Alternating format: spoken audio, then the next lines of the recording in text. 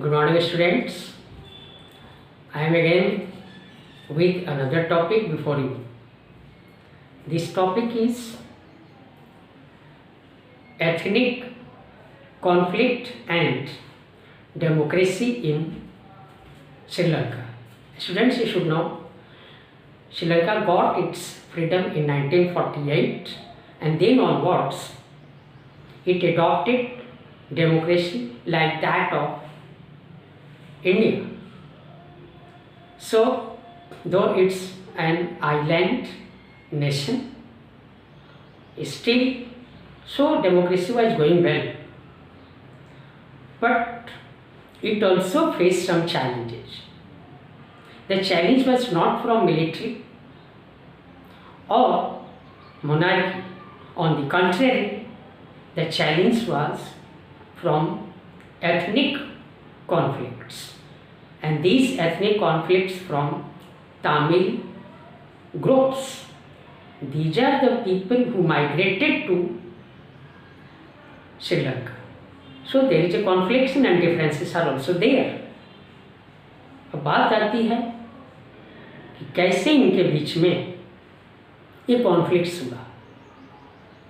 ये आप सब की काइंड इंफॉर्मेशन के लिए मैं बताऊं,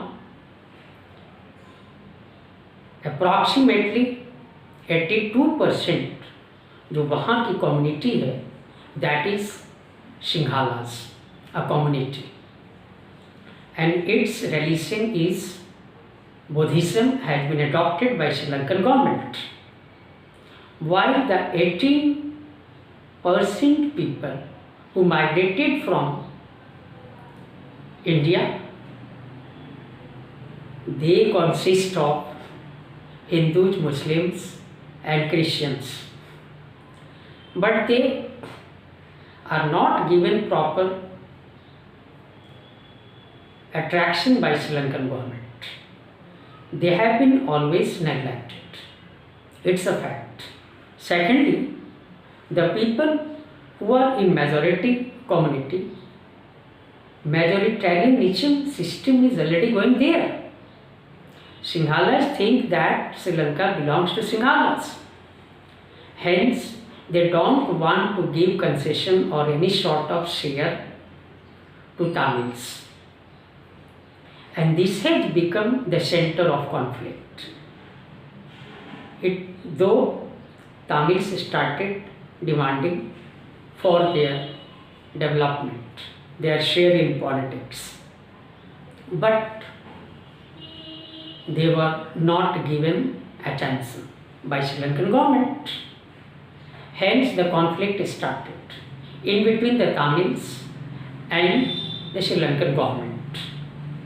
In 1983, regarding the formation of the LTTE, means Liberation of Tiger Tamil Eelam, which came forward and started fighting for the separation of northeast region in Sri Lanka as a separate country, and it started war against the military of Sri Lanka. No doubt fierce battle was going on there. There was a war-like situation which was going on in between the Tamils and the military. Hundreds of people were killed. So the Tamils just started to convince the government of India to interfere and protect their interest. For their protection, they pressurized government of India, and hence the impact was there. Government of India just negotiated with the Sri Lankan government, and so it was indirectly involvement of government of India in Sri Lanka's situation. Though when the situation became so severe, government of India directly involved in this situation to protect Tamils and bring peace in Sri Lanka. Hence, in 1987, there was an agreement in between Government of India and Sri Lankan government. And through this agreement, इस agreement के माध्यम से भारत ने Indian peace keeping force 1987 में श्रीलंका में भेजा ताकि वहाँ के तमिल के साथ बातचीत हो सके, वार को रोका जा सके, वहाँ के मिलिट्री के साथ मिल करके। किंतु दोनों तमिल्स भी और श्रीलंकन पीपल भी they went against the Indian peacekeeping force. Tamil ये सोचने लग गए कि ये कहीं न कहीं श्रीलंकन मिलिट्री को हेल्प कर रहे हैं। उसके साथ साथ Sri Lankan people thought that it was a direct interference of government of India in the internal affairs of Sri Lanka. Hence, for the purpose, the Indian peacekeeping force was sent to Sri Lanka, didn't have any fruitful results. So in 1989, after 2 years, again Indian peacekeeping forces were pulled out from Sri Lanka. In between, in that very situation, the war continued. So, some of the international countries, other countries, came forward like Norway and Iceland, that Tamil people and Sri Lankan government should come to a negotiable table, जहाँ पे वो बातचीत के माध्यम से अपनी problems को solve कर सकें। और इस प्रकार से हम ये कहना चाहेंगे कि अंतर्राष्ट्रीय दबाव, श्रीलंका की स्थिति और जो मिलिटेंट्स थे जिसका लीडर प्रभाकरन था, जो उस अटैक में ही वाज किल्ड, चूँकि इसमें इसकी चर्चा नहीं की गई है, किंतु उसका लीडर प्रभाकरन था, वो मारा गया। हालांकि इसमें तमिल पीपल हजारों की संख्या में मारे गए, मिलिट्री का भी नुकसान हुआ और इस तरह से। लेकिन आफ्टर ऑल ये एंड कर गया, it came to an end, क्योंकि प्रभाकरन के डेथ के बाद उनका लीडरशिप खत्म हो गई और अन्य देशों के जो सोल्जर्स थे, चूँकि इसमें चर्चा नहीं है, मैं नाम लेना चाहूँगा, वो चाइनीज़ जो ट्रूप्स थी वहाँ भेजी गई थी और उनके सहयोग से समस्या का समाधान किया गया। इसके अलावा मैं आपको बताऊं कि इतने कॉन्फ्लिक्ट्स और सीवियर वार के बाद भी जो डेमोक्रेसी थी, अभी भी still there was democracy in Sri Lanka और अभी भी है, उसने अपना के रखा है। चाहे कितना भी कॉन्फ्लिक्ट हुआ, उसके हरासमेंट हुए, लॉस हुए, इसके बाद भी अगर हम इकोनॉमिक पॉइंट ऑफ व्यू से बात करें और ह्यूमन डेवलपमेंट इंडेक्स की बात करें तो श्रीलंका हमारे जितने भी इधर साउथ एशिया में कंट्रीज हैं वो सबसे आगे था। उसकी पर कैपिटा जो ग्रॉस डोमेस्टिक प्रोडक्ट था साउथ एशिया में सबसे आगे था। इस प्रकार से वो अपने डेवलपमेंट की तरफ बढ़ गया और आज की ये स्थिति है कि श्रीलंका काफ़ी आगे चलते चला जा रहा है और आगे बढ़ेगा। हमारी उसके लिए शुभकामनाएं भी हैं। चूँकि हमारे साथ श्रीलंका का कुछ इस तरह का मेजर डिस्प्यूट्स नहीं रहा है, फिर भी कभी न कभी चैलेंजेस सामने आते हैं, उसको फेस करने पड़ते हैं। भारत सरकार ने बहुत हद तक श्रीलंका को सहयोग भी किया है, मदद भी किया है। सुनामी के टाइम में हमारे देश ने श्रीलंका को काफ़ी मदद किया। तो ये कहीं ना कहीं ये शो करता है कि हम एक दूसरे से क्लोज हैं। फिर भी हम कहना चाहेंगे कि government of India should try to make good relationship with its South Asian countries for its economic and betterment. तो ये चैप्टर यहाँ पे फिनिश हो गया। अब आता है इंडिया पाकिस्तान कॉन्फ्लिक्ट्स। आपको भी पता है कि 1991 में कोल्ड वार एंड होने के बाद टेंशन्स पूरी दुनिया से ख़त्म नहीं हुआ।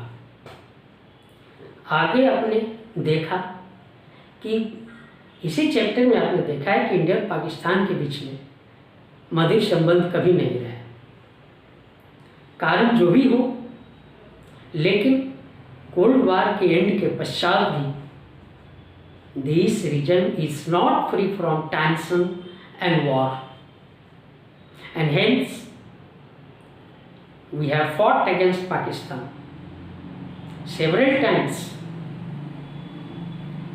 तो पाकिस्तान और भारत के द्वारा बहुत सारे प्रॉब्लम्स थे।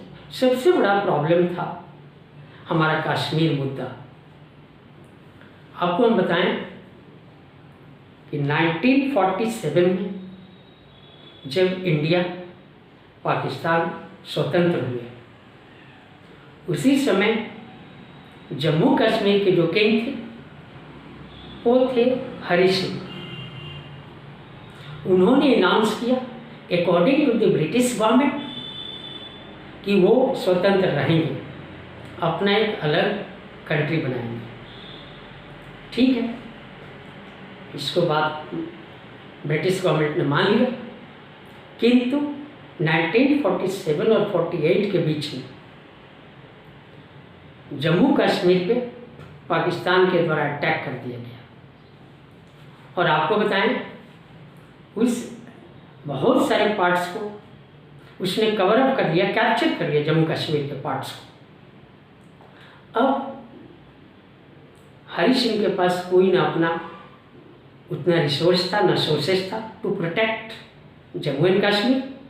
सो he came to then prime minister Pandit Jawaharlal Nehru for help, और इस तरह से जम्मू कश्मीर को हेल्प करने के लिए प्राइम मिनिस्टर, हमारे इंडियन प्राइम मिनिस्टर ने उनको प्रॉमिस किया, और इस तरह से इंडियन सोल्जर्स वहाँ भेजे गए और पाकिस्तान के सोल्जर्स वहाँ से चेज करके पीछे हटाया गया।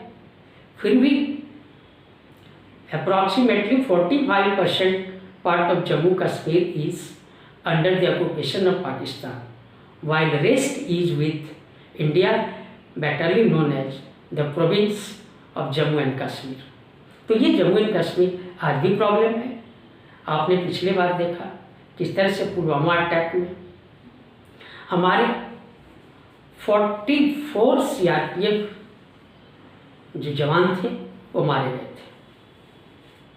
साधारण सी बात नहीं है। फिर उसका रिटेलिएशन हुआ, भारत ने उसका जवाब सर्जिकल स्ट्राइक करके उनके सैकड़ों जो मिलिटेंट्स थे उनको मारा। इस प्रकार ये आंख मिचौली का खेल चलते रहा।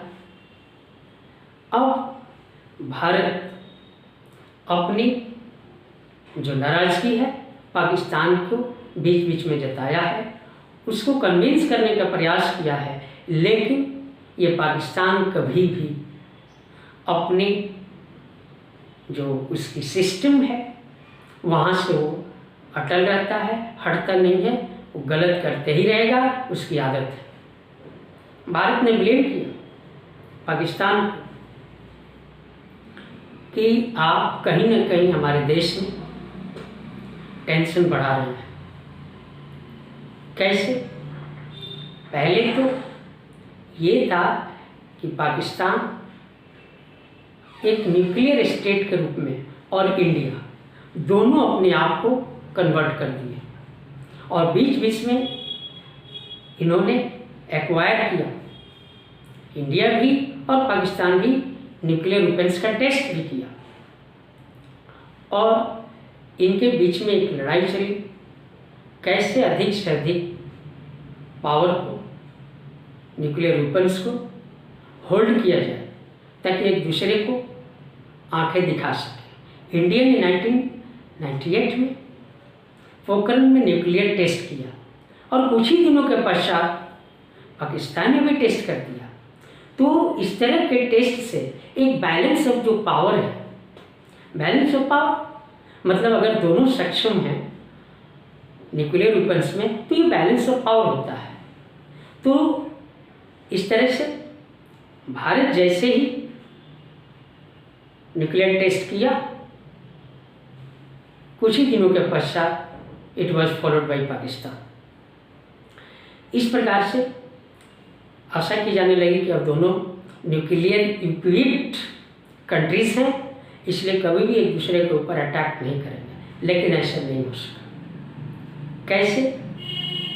सबसे बड़ी बात है कि जम्मू कश्मीर में जो कश्मीरी पीपल हैं, वहाँ की यंग है जनरेशन है, उनको इसने पाकिस्तान में आर्म्स के द्वारा हेल्प किया to strike against government of India, और उनको ट्रेनिंग दिया, उनको पैसे दिया, उनको लालच दिया, उनको एथनिक दृष्टिकोण से उनको एक्साइट किया।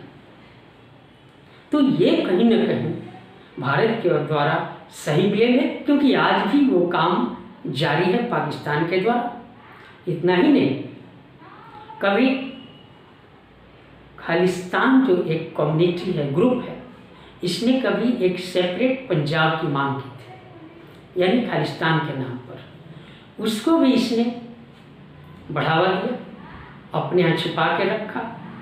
जो खालिस्तान के सपोर्टर थे उनको हेल्प किया मिलिटरीली, फिनेंशियली, एंड इसमें सबसे बड़ा रोल निभाया वहाँ की आईएसआई जो एक इंटेलिजेंस सर्विस का काम करती है अपने देश की रक्षा के लिए, अपने देश की एक खुफिया तंत्र के रूप में काम करती है कि उसकी सॉवरेंटी पे, उसके अंदर बाहर से कोई अटैक ना हो।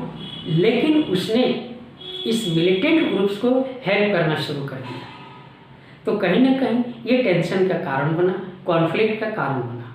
निश्चित रूप से ये बहुत बड़ा कारण है।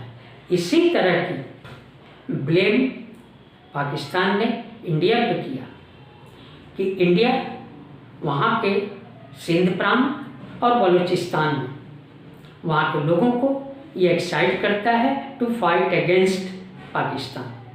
अर्थात सिमिलर वे में पाकिस्तान ने भी इंडिया को बलूचिस्तान और सिंध प्रांत में स्टैंडपिट फैलाने के लिए, उथल पुथल करने के लिए जिम्मेवार ठहराया। अब बात आती है, ये तो हो गई मिलिट्री और मिलिटेंट्स और टेररिस्ट ग्रुप की।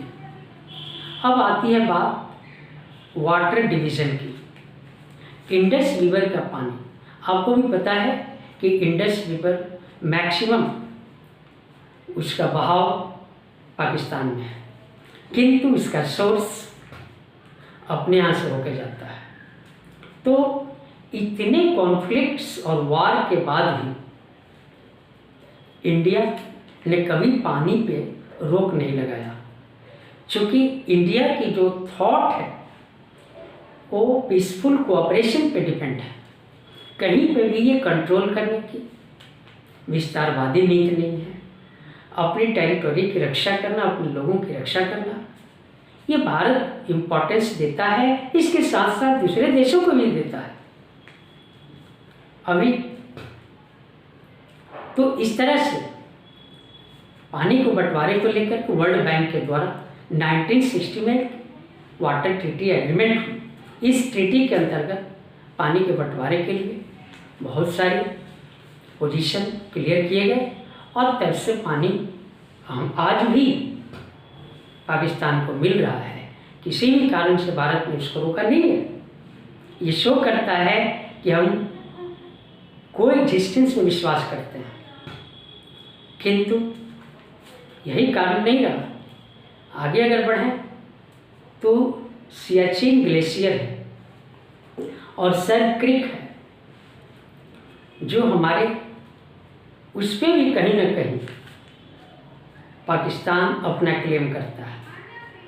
गुजरात का रन ऑफ कच्छ आपको बताएं, इसके लिए भी पाकिस्तान आवाज़ उठाता है कि these are the parts of Pakistan, और उसके लिए वो इंटरनेशनल पॉइंट पे भी कहीं ना कहीं इस इशू को रखता है। अब बात आती है कि क्या वही क्यों आज आपने देखा होगा कि पाकिस्तान ने अपने मैप में जूनागढ़ जो गुजरात में है अर्थात रन ऑफ कच्छ, पूरे जम्मू कश्मीर इंक्लूडिंग जम्मू कश्मीर एंड पाक ऑक्युपाइड कश्मीर, इन सबको अपने मैप में शो कर रहा है। ये क्या शो करता है? ये शो करता है कि ये कॉन्फ्लिक्ट्स बढ़ाता है, कभी भी कॉन्फ्लिक्ट्स को नॉर्मलाइज करने की कोशिश नहीं करता। जबकि 1947 के युद्ध में, 1965 के युद्ध में, 1971 में तो भारत ने एक डिसाइसिव युद्ध किया against Pakistan and Bangladesh was separated from Pakistan. Really it was a great loss to Pakistan. और यही सब कारण है कि वो भारत को भी कहीं ना कहीं से कमज़ोर करने की कोशिश करता है। आज की वर्तमान परिस्थिति में पूरी दुनिया के लोग कोविड-19 के चलते चाइना के खिलाफ है, और ये पाकिस्तान जिसको समझ में नहीं आता हमारे चाइना के साथ मिला हुआ है, जो कभी ना केवल पाकिस्तान को बर्बाद कर देगा बल्कि उनको, अपने लोगों को, अपने जनता को उसके लिए रिजल्ट देना, जवाब देना भी उनके लिए भारी पड़ेगा। नॉट ओनली दैट, इस पाकिस्तान ने बांग्लादेश और नेपाल के माध्यम से भी भारत में प्रॉब्लम क्रिएट करने का प्रयास किया है, लेकिन चूँकि इंडिया अपनी सिक्योरिटी एंड प्रोटेक्शन करना अच्छी तरह से जानता है और करेगा और आगे भी करता रहेगा, चाहे कितने भी कोई कोशिश करे। तो इस प्रकार से ये 2 टॉपिक्स आपके कंप्लीट हुए। Thank you.